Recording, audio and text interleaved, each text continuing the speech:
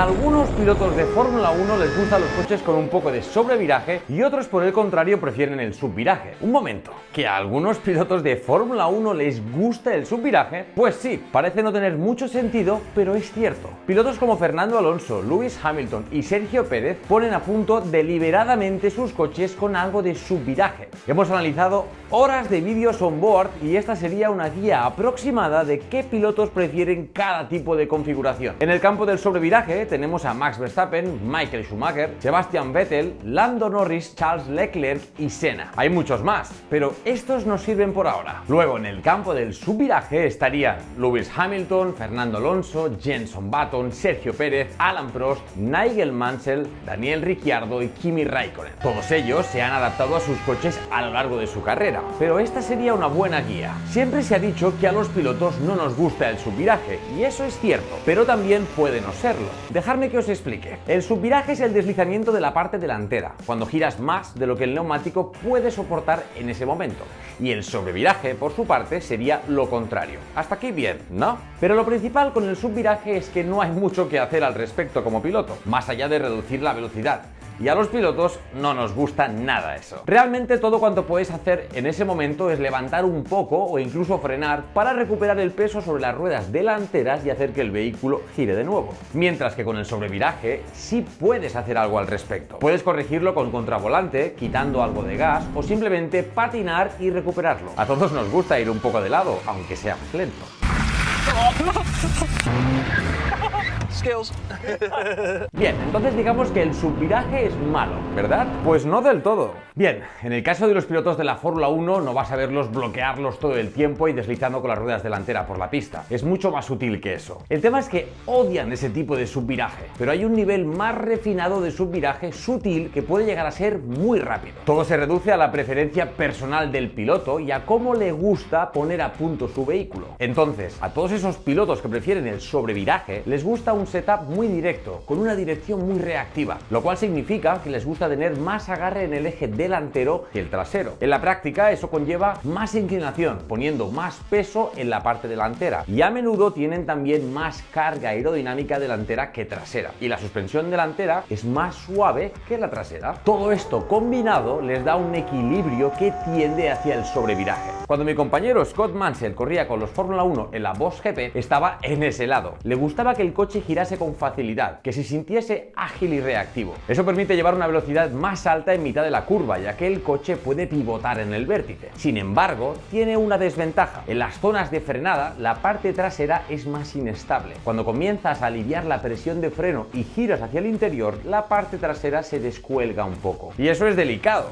Pero es mejor que tener subviraje a la salida. Al igual que con el sobreviraje al entrar, hay remedios para evitarlo. Se trata de soltar los frenos más lentamente o corregir ligeramente la trazada. Pero con el subviraje no hay nada que puedas hacer. Además, como piloto te gusta el hecho de que tu coche vaya al límite y tengas que mantenerlo bajo control, ¿no? Aunque con los años cambia el enfoque. Pero ya llegaremos a eso. Fijaros en la entrada de la curva, que sería la sección más importante sobre la cual se basa el setup del coche. Es la parte en la que los pilotos son más sensibles al equilibrio del vehículo. Entonces, pilotos como Max Verstappen, Michael Schumacher, Sebastian Vettel, Lando Norris, Charles Leclerc y Ayrton Senna se inclinan por un coche sobrevirador. Max Verstappen llegó a decir: un coche no puede ser rápido con subviraje. Es imposible, especialmente porque los neumáticos que tenemos este año ya están limitados con un poco de subviraje.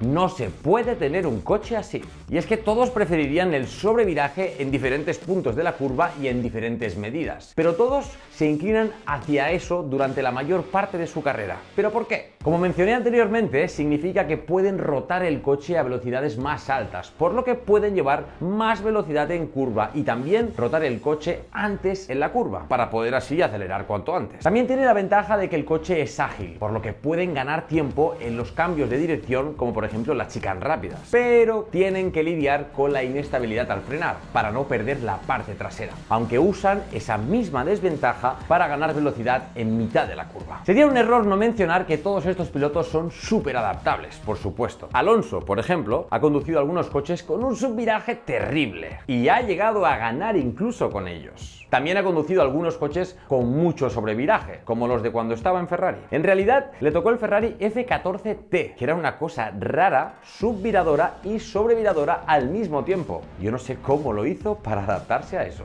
Bien, volviendo a la adaptabilidad de los pilotos. Norris condujo con mucho subviraje antes de 2022, pero con las nuevas regulaciones tuvo que adaptarse a un poco más de sobreviraje. Pero hay pilotos a los que les gusta el subviraje.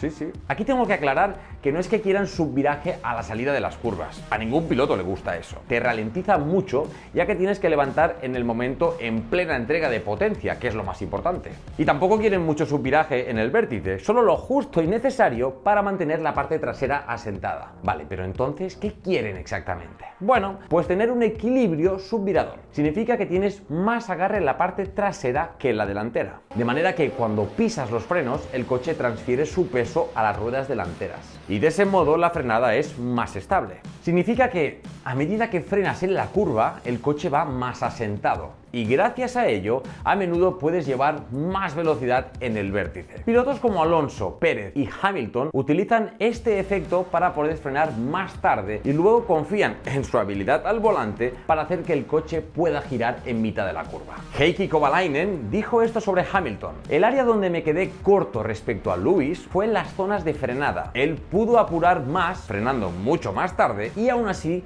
llegar al vértice y llevar la misma velocidad que yo al salir de la curva. Esto se debe en gran medida al increíble tacto de Hamilton con los frenos y a su talento al volante, pero también explica por qué le gusta que su coche esté configurado de esta manera. Con un coche subvirador también te beneficias en la salida. Debido a que está inclinado hacia atrás, a menudo obtienes una mejor tracción saliendo de la curva. Donde los coches con sobreviraje suelen deslizar y el piloto tiene que modular el acelerador, un piloto con un toque de subviraje puede pisar a fondo el acelerador y tener así una gran ventaja en tracción. Y esto es lo que aprendes con el paso de los años. Sí, con sobreviraje hay más cosas que puedes hacer como piloto para corregirlo al entrar que si tienes subviraje al salir, cierto. Pero también con un puntito de subviraje puedes llegar a ir muy deprisa si lo haces bien. Y aún hay más. Si tiene un poco de subviraje, las ruedas traseras no deslizan tanto en la entrada, en el vértice o incluso en la salida. Por lo tanto, es mucho más fácil ahorrar neumáticos. Y eso se ha notado más de una vez, con Hamilton, Pérez o Alonso. Eso no quiere decir que un piloto con sobreviraje no pueda ahorrar neumáticos, porque Max lo hace y además lo hace extremadamente bien. Pero digamos que eso es más complicado. Lewis Hamilton habló de esto allá por 2014, cuando terminó su primera temporada con Mercedes. Siempre he necesitado un coche con buen agarre trasero. No me importa si tengo que luchar con el morro, puedo hacerlo, pero siempre quise asegurarme de tener mucho agarre trasero y rara vez lo he tenido antes. Y eso es todo por hoy, amigos. Muchas gracias y hasta el próximo vídeo.